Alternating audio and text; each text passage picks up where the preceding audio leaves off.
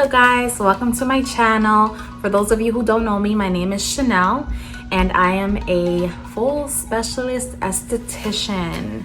Now, I wanted to talk in this video about my experience working at Ulta. So I wrote down 10 questions just like my last video and we're just gonna go right into it. So, number 1, do you get commission, hourly, and what kind of schedule did you work? So you do get a commission. I don't want to give you guys a number because it changes, but you can make money being an esthetician. Is it going to be hard in the beginning? Yes, because you are new.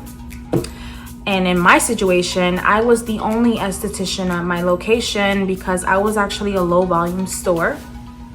So the way that it works is if you made more in commission, then you'll get the commission pay. And if you made under that commission pay, then you just get paid the hourly pay. And that's gonna vary as well, so I kind of don't want to mention that as well, but if you want me to answer that, just go ahead and ask me that question in the comments. I worked weekends because that was the best time to make the most money. During the week, it was very slow. Like I said, it was a low volume store. Number 2, do they pay for additional schooling? I love the fact that they paid for the first 3 classes. So the first 3 classes, they paid for just the classes in general, and then they also paid for your time there. Sometimes it'll be 2 hours, sometimes it'll be 3 hours, which was great. I worked with the brand Dermalogica, and then they also pay for any additional, but they just don't pay for your time there, if that makes sense. So I would have to go for additional training on my own time, which I didn't mind. It was about a 35-minute drive to get to the main Dermalogica Institute for training, but it was pretty nice because you create an account, you go in there and you can just select which classes you wanted to learn, and they start you by levels. So beginners, intermediate, and then you have the expert. So that was really great. I love that because you can constantly learn. You can retake the classes as many times as you need to. And yeah, definitely a plus. Definitely a plus, I would say, because it's a lot. You're learning a lot when you go in, especially when you're fresh out of school. Was there any incentives, which is number 3? Yes, there was. For specialists, we were able to get our hair done free. We always had to be on point. And I don't know if you know, but I have really thick hair. So, I mean, average price for like hair like me is like $300, maybe $400, but I was able to get it done for free, which is really cool. Having your hair done is dress code. You have to look really well put together. We had discounts for yourself and also immediate family members, not your mom or anything like that, but I'm saying like your husband or your kid. And we had the 25% off discount, which is pretty common for any kind of retail store. That was the incentives there. We also had, this is gonna be number 4 because I wanted to make it a 2-part kind of question. But number 4, product launch training.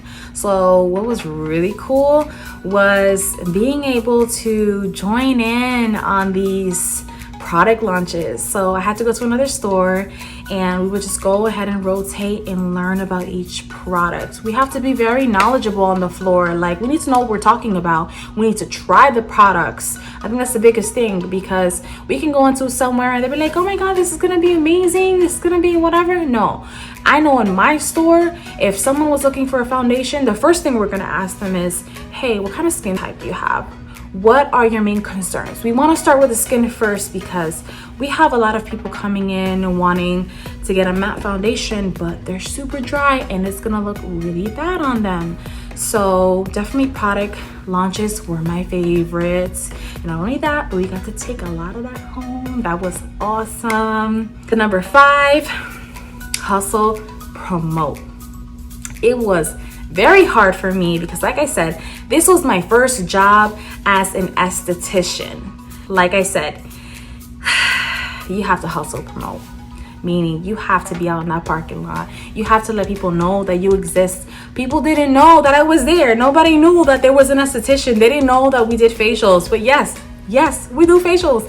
And it was awesome because I was able to do a few facials with the girls at the bowl. So when they were processing their hair, I was able to do some mini facials with them.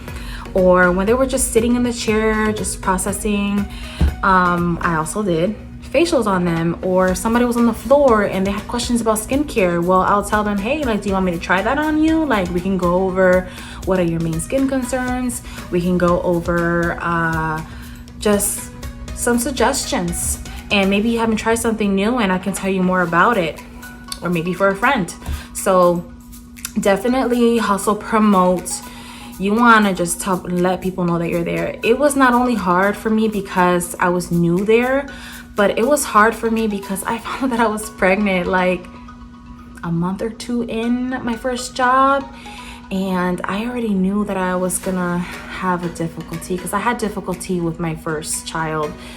And now that I was gonna be pregnant again, I was like, oh no, like I feel like this is gonna affect everything. And I was emotional. And you know, if you guys were pregnant before, women, like, you know, so that was my little experience there. But hustle, promote, girl. Like, even if you are leaving your house, do your work on your stories, get on your social medias, let people know, like, hey, I'm heading to Ulta. Meet me there. Just do something. Let people know like what's going on. Let them know what sales are going on, because there's times that we'll have just something happening in that day, like an event or something, and we just sprung it up like the night before. So definitely promote yourself. Hustle. Pass out those business cards. That was number 5. So we're gonna jump into number 6. Educate yourself. What you don't want to do is just come into work and if you have free time and just start educating yourself right there. No, I took a lot of material home, and on my own free time I wanted to learn more and do more. Now, you don't have to do that, but realistically you really do. Like, this is your baby. This is your job. Like, this is your business. Like, if you want to thrive, you need to put in the work. Take time for that. Number 7, how different it is between Aveda Institute and Ulta. It is very different. Dermalogica is so different. Aveda was so natural, and not saying that Dermalogica is not, because there are a lot of products that were very natural. It's just that they broke it down differently, and that was a little bit difficult. But like I said, if you educate yourself, if you bring the material home, you were able even to bring the books. They have different volumes like in your pod. Mine was like a pod. It wasn't outside or anything. We did have like a booth on the outside, so we had little chairs to do like 10-minute facials, and then we had a pod in the back with a curtain. And they provided all the information in there, so you can take it home with you if you wanted to. So that was definitely an option. But yes, it was very, very different. And it was, like I said in my first video, it's like starting over. How did I get the job? Now, what I did was, and I kind of recommend it, definitely look on Etsy. I was able to download a template to create my resume. I had a really nice one. Maybe I'll go ahead and show you guys a picture of it. Maybe insert it like here or something like that. And just so you can have an idea, like they have really nice ones, and mine had a photo on it. And because of that, I had someone recognize me. Like, they knew who I was, and they were like, oh my gosh, she's so nice. Like, you should definitely interview her. And I was like, no way. I got a response within 1 week of applying.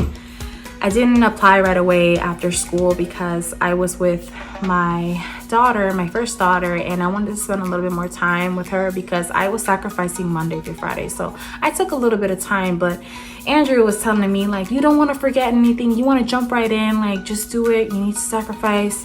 and just don't put your dreams aside. And I was like, okay. So I did it, and yeah, 1 week I was in there. Number 9, how is it going for me now?